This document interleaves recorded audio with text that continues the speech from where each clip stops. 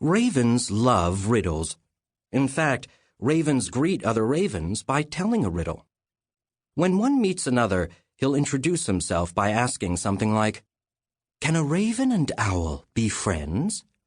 The other might shift from one foot to the other, puzzled, because ravens and owls are mortal enemies. But then he'll think of an answer like, "Yes, if the owl is stuffed and mounted on the wall." Then both ravens will start laughing in a coarse, throaty way that sounds rather painful, but it is just raven laughter. A good many raven jokes are about owls. This is because ravens fear owls. Owls prey on ravens and eat their young. They swoop down upon their victims soundlessly. They are cold-hearted killers. Ravens consider owls to be stupid and dangerous, which is why they get so upset when they hear people use the expression, "as wise as an owl." There isn't an owl alive who is as clever as a raven. The most popular riddle ravens tell is the one about owls and sparrows. "How stupid is a sparrow?" the first will say. "As stupid as two owls," the second will reply. After this, they will cackle with laughter and become fast friends.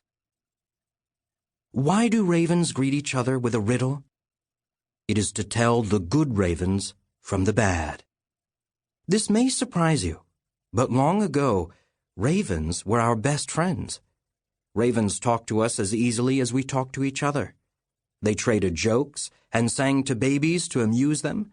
They flew high above the fields and watched over our sheep. They led our fishing boats toward great schools of fish in the ocean. Out on the battlefields, as knights and soldiers lay wounded or dying, their faithful ravens would tend their wounds, give them medicine, or carry messages home for help. After one tragic battle long ago, a grim phantom of a bird appeared. It looked like a raven, the same beak, silky feathers, and dark talons, but its eyes glowed a sickly yellow that pierced the mist of death around the fallen soldiers. This phantom asked each raven a question.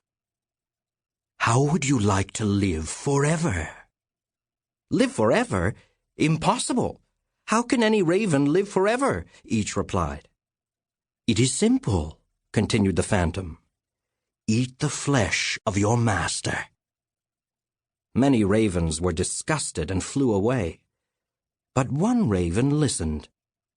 He had stood by his master for hours, offering words of comfort as the soldiers' last mortal breaths faded in the chill air. Death was a horrible thing, he told himself. Feeling terribly alone and helpless, he considered the grim bird's promise. "Could I truly live forever?" he replied. The phantom nodded. "One bite." The raven leaned over the body of his fallen companion and took the tiniest peck of flesh. First, he felt ashamed. Then, a queasiness filled his belly, followed by an icy sensation that trickled into his heart.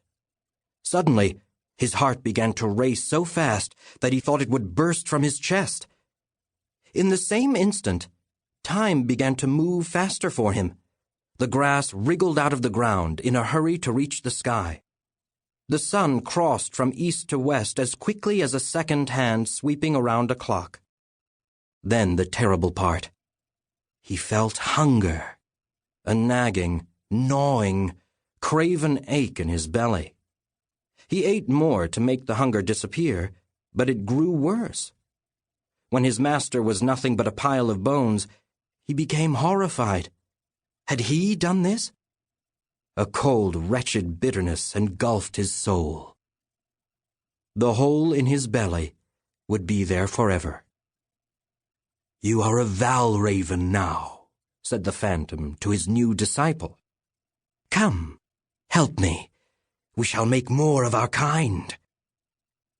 Soldiers couldn't tell the difference between ravens and valravens. When they saw one bird eating the flesh of a soldier, they blamed all ravens and swatted them away with their swords and told their families, "Don't trust ravens anymore. They'll eat you." It saddened the ravens to be shunned by men, for they were loyal creatures who loved jokes, laughter, and life. Afraid of being stoned or caged, they dared not speak to humans anymore. Instead, they spoke only to each other and kept company with their own kind. As for valravens, they were vicious, spiteful creatures. If a raven refused to join them, he would be killed or blinded. Perpetually hungry, valravens never lost their taste for human flesh. That is why ravens use riddles to tell the good ones from the bad. No riddle is funny to a valraven. That is always the first clue that you are in trouble. So if a valraven asks you a riddle, what should you do? Run for your life.